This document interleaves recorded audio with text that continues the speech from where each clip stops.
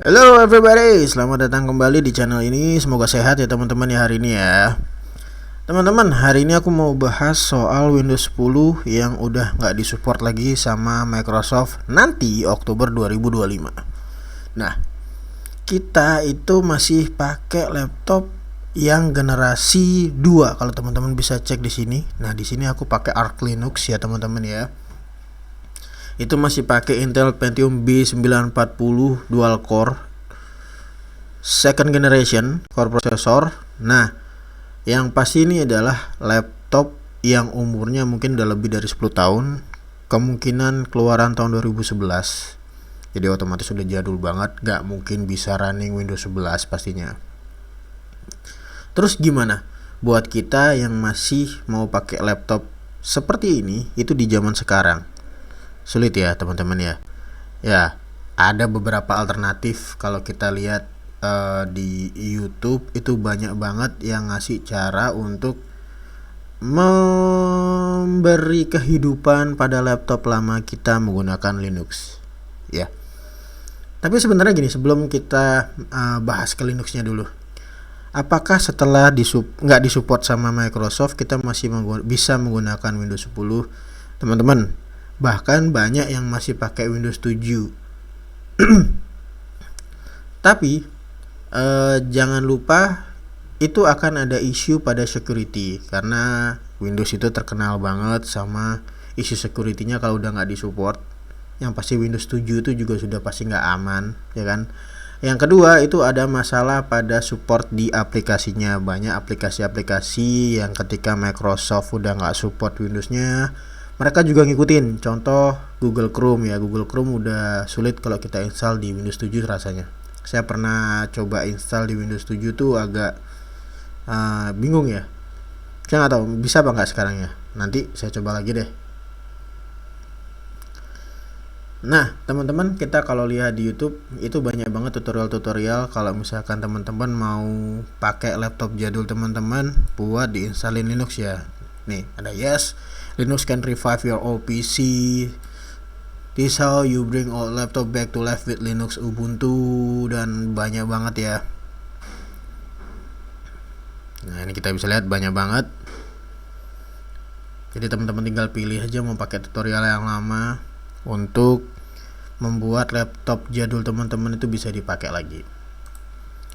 Tapi teman-teman, sebelum kita mau pakai laptop jadul atau mau beli, bahkan ada yang berencana beli mungkin ya, beli laptop jadul yang nggak support Windows 11, apa aja sih yang perlu kita perhatikan? Apa aja sih masalah yang bakal terjadi kalau kita maksain pakai laptop lama untuk jadi daily driver kita? Aku bilang maksain kenapa? Karena ya mungkin teman-teman punya laptop yang lebih baru yang support Windows 11 cuman nggak suka sama Windows 11, dan itu ya wajar-wajar aja sih, karena memang kalau dilihat dari penggunaannya banyak orang yang mengeluhkan kalau pakai Windows 11 itu berat, atau mungkin laptopnya nggak pakai Windows 11 lebih nge-lag daripada Windows 10 dan bla bla bla bla bla bla. Ya gitu ya teman-teman ya. Hal yang pertama mesti teman-teman tahu atau problem yang bakal terjadi kalau kita pakai laptop yang cukup berumur itu satu, overheat. Yes teman-teman, laptop lama itu perlu dibersihin. Teman-teman mesti ganti pastanya, bersihkan fan prosesornya. Kalau teman-teman nggak bisa melakukan sendiri, teman-teman bisa bawa ke jasa teknis laptop atau komputer ya buat bersihin atau buat ganti pasta prosesor sama bersihin fan-nya. Ya mungkin akan ada modal sekitar 150 sampai 200 ribu untuk pengerjaan tersebut. Cuman bukan hal yang besar kalau teman-teman mau pakai laptop lamanya kayak gitu. Ya, bisa aja sih kita pakai laptop yang mungkin dari toko udah dibersihin, udah siap pakai pokoknya, dikirim ke kita, bisa aja. Tapi itu artinya laptopnya sudah dibongkar tanpa sepengetahuan teman-teman, nggak tahu akan ada part yang diganti atau gimana. Itu ya teman-teman yang perlu diperhatikan ya. Yang kedua adalah dari sisi bottleneck prosesor. Teman-teman, kalau misalkan kita bilang Om aku beli beli laptop lama yang prosesornya udah Core i7 Yes, kuat. Gimana kalau teman-teman yang laptopnya kayak aku masih pakai dual core, masih pakai, bahkan masih ada yang pakai core to duo mungkin ya, nggak tahu ya zaman sekarang. Itu akan ada bottleneck di prosesor, terutama untuk beberapa aplikasi yang membutuhkan proses tingkat tinggi seperti software editing. Nah, software editing ini akan jadi masalah buat teman-teman kalau masih pakai prosesor jadul ya, apalagi prosesor jadul yang low end. Nah, ini akan bakal benar-benar masalah gitu, karena dia yang pasti pertama untuk renderingnya cukup lama, terus kemudian proses-proses lainnya juga pasti akan terjadi kendala. Aku pernah di sini nih cerita pengalaman aja.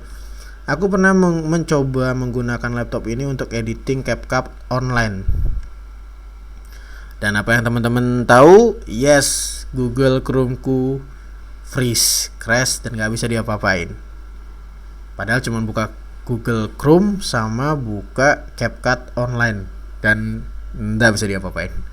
Itu bottleneck yang nggak tahu dari mana ya, karena gini, laptop ini udah aku upgrade ya, yang pasti RAM-nya sebelumnya 2 GB jadi 4 GB, terus kemudian hard disk-nya aku ganti jadi SSD, jadi harusnya ada signifikan peningkatan speed dari sisi proses hard disk-nya ya. Juga untuk kalau dari sisi partisinya aku menggunakan BetterFS ya, pasti lebih stabil di SSD ya teman-teman ya. Ya itu teknis lah, nanti kita akan bahas lanjut lah gitu. Kemudian tadi berapa ya? Yang ketiga berarti ya sekarang ya. Yang ketiga itu ada masalah di sisi baterai. Teman-teman, laptop lama itu akan ada kendala di baterai ya. Kalau misalkan kita mau mencoba membawa laptop itu ke luar, misalkan kita mau kerja di kafe atau di warung kopi, diperhatikan supaya ada colokan adaptor ya teman-teman ya, karena kemungkinan laptopmu itu baterainya sudah nggak bagus kualitasnya ya. Bisa nyala 30 menit aja udah bagus kalau laptop udah lebih dari 10 tahun ya teman-teman ya. Tapi ada juga laptop yang mungkin umurnya memang udah 10 tahun lebih, cuman dia masih bisa bertahan 1 jam dan itu bagus banget teman-teman. Jadi perlu diperhatikan kalau teman-teman pakai laptop jadul, laptop lama, itu pastikan baterainya masih bisa diajak kerja sama ya teman-teman ya. Terus yang terakhir adalah model dari laptopnya sendiri. Teman-teman, laptop lama itu biasanya berukuran cukup besar. Ada beberapa port yang nggak ada, biasanya ya kayak HDMI. Sepertinya kalau laptop ini nggak ada HDMI, ya nggak ada HDMI. Tapi dia masih ada CD-ROM yang mungkin zaman sekarang udah jarang banget orang pakai. Jadi kalau misalkan teman-teman mau bawa laptop jadul teman-teman yang udah berumur lebih dari 10 tahun ke Starbucks mungkin ya, buat teman-teman ke Starbucks atau kalau Starbucks udah jarang kemana, ke Excelsior atau ke warung kopi yang fancy yang apalah namanya itu akan menurunkan kredit sosial teman-teman. Kenapa? Ya pasti laptopnya udah kelihatan lama. Ada beberapa laptop lama yang mungkin desainnya masih oke buat zaman sekarang. Ya, contohnya kayak beberapa produk dari Dell XPS kayaknya itu masih oke ya untuk zaman sekarang ya. Kalau kita lihat beberapa modelnya meskipun udah jadul ya, termasuk laptop lama itu masih oke. ThinkPad juga sekarang banyak yang jual di luaran sana dan modelnya masih oke. Itu bisa lah kalau misalkan kita mau bawa ke coffee shop kayak gitu ya.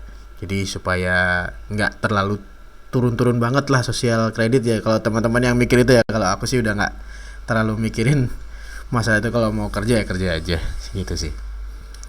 Ya teman-teman, mungkin itu aja yang aku bisa sharing hari ini. Semoga bisa jadi pelajaran buat teman-teman untuk diperhatikan. Ya, yang tadi konklusinya itu pasti yang pertama jangan lupa bersihin laptopnya, terus cek lagi speknya, kemudian yang pasti cek juga baterainya, dan jangan lupa cek model dari laptopnya sendiri. Oke, terima kasih, sampai jumpa, mudah-mudahan ketemu di video berikutnya. Ciao.